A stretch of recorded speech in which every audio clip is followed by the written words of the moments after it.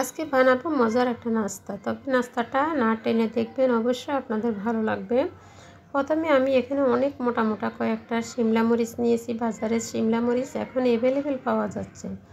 তবে এই শিমলা মরিচের নাস্তাটা একবার খেলে আপনাদের কখনো মন ভরবে না, বারবার খেতে মন চাইবে।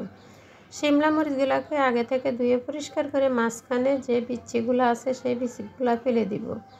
দেখুন আমি কি সহজভাবে চামচ দিয়ে বীজগুলা আলাদা করে নিচ্ছি। তবে এই বীজগুলা ফেলে দিবেন না, এই বীজগুলা মাটিতে পুঁতে দিলে কিন্তু আবার মরিচ গাছ হয়ে যাবে। তবে আমি মরিচ গাছটা এভাবে বানিয়ে নিই। প্রথমে এখানে নিয়ে নিলাম 1.5 কাপ ময়দা আর স্বাদ মতো লবণ, আর হালকা কুসুম গরম পানি দিয়ে কিন্তু ডোটা তৈরি করে নিব। ডোটা তৈরি করে নিতে হবে একটু শক্ত না একটু নরমও না।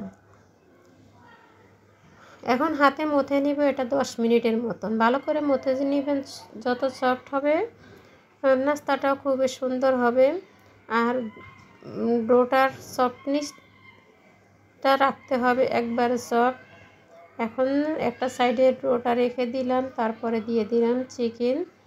এখানে কিছুটা তেল দিলাম আর অল্প একটু বাটার দিলাম, দিয়ে চিকেনটাকে ভেজে নিচ্ছি।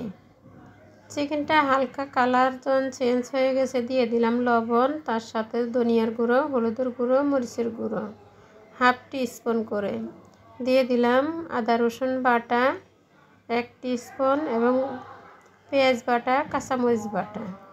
তবে পেঁয়াজের বাটাটা একটু পরিমাণে বেশি দিয়েছি। আমি এখানে গোটা পেঁয়াজ দেইনি, কাটা পেঁয়াজ। এখানে বাটা পেঁয়াজ দিয়েছি আর কাঁচামরিচ দিয়ে রান্না করে নিচ্ছি, খেতে খুবই ভালো লাগবে। রেসিপিটা একবার হলো ট্রাই করে দেখবেন, তারপরে ভিডিওটাতে কমেন্ট করবেন। ইনশাআল্লাহ আমি আশা করি করবেন। টমেটো সস দিয়ে দিলাম আর ক্যাপসিকাম কাটা দিয়ে দিলাম। ক্যাপসিকাম না, এটা শিমলা মরিচ কাটা দিয়ে কিছু সময় জাল করে রান্না করে নামিয়ে এখন হালকা ঠান্ডা হয়ে যাওয়ার পরে মরিচের ভিতরে এগুলা দিয়ে দিচ্ছি। একটু যেতে যেতে দিবেন, কিন্তু হালকাভাবে দিলে ভিতরে একটু খোলা খোলা ভাব থাকবে বা ঠোলার মতো থাকবে। এখন কিন্তু আটার ডোটা একটা রুটি বানিয়ে নিচ্ছি। রুটিটা বানাবো একবারে বড় করে রুটিটা বানিয়ে নিব।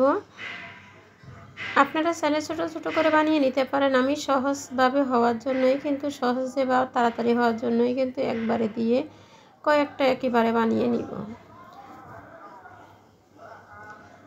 এখন কিন্তু পেঁচানো হয়ে গেছে, দেখুন মুখটা মেখে সুন্দর করে একটু পানি দিয়ে এটাকে জোড়া লাগিয়ে দিচ্ছি যাতে কোনো প্রকার না খোলে। জোড়াটা খুব সুন্দর করে লাগিয়ে দিবেন। একে একে আমার সব নাস্তাগুলা বানানো হয়ে গেছে। আর একটা ডিজাইন দিয়ে দিচ্ছি পাতা পাতার মতো, দেখতে দেখা যাবে, দেখতে সুন্দর। আসলে কি জিনিসটা হচ্ছে মানুষের মনের সৌন্দর্যের সাথে সব কিছুই কিন্তু মানায়। আমার থেকে ভালো লাগছে তাই আমি একটু ডিজাইন করে নিচ্ছি। আপনারা ডিজাইন না করলেও বানিয়ে নিতে পারবেন। এখন চুলায় তেল বসিয়ে তেলগুলো হালকা গরম করেছি, বেশি গরম করিনি, তবে ভেজে নিচ্ছি। একবারে বেশি গরম করা যাবে না। তারপরও আমারটা মনে হচ্ছে বেশি গরম হয়ে গেছে, আর একটু কমিয়ে ভাজতে হবে। চুলার আঁচটা মিডিয়াম টু আঁচে রেখে কিন্তু এপিট ওপিট করে আমি সম্পূর্ণ নাস্তাটা ভেজে নিব।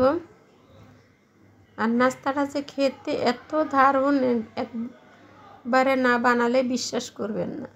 একবার বানিয়ে দেখবেন, তারপরে আপনাদের বিশ্বাস আসবে। আমার বিশ্বাস আর কি, সবার বিশ্বাস তো আর একরকম হয় না। তবে এপিট ওপিট করে সুন্দর করে কিন্তু আমি আরও যেগুলো আছে সেগুলো ভেজে নিচ্ছি। ভিডিওটা ভালো লাগলে লাইক কমেন্ট শেয়ার করতে ভুলবেন না, আর আপনাদের ফ্যামিলি ফ্রেন্ডসদের মাধ্যমে ভিডিওটা শেয়ার করে দিবেন।